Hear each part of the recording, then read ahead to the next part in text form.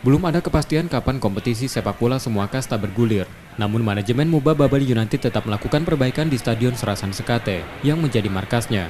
Perbaikan stadion meliputi penambahan tribun agar mampu menampung 3.500 penonton, rumput lapangan, sampai memperindah tampilan luar stadion.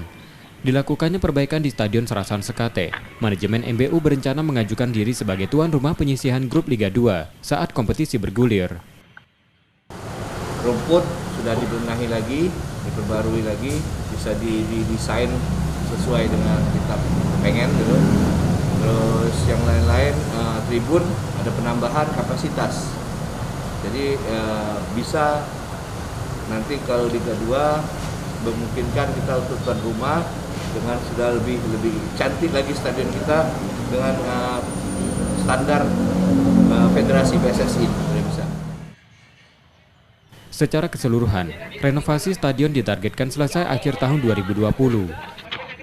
Nur Muhammad, Kompas TV, Musi Banyuasin, Sumatera Selatan.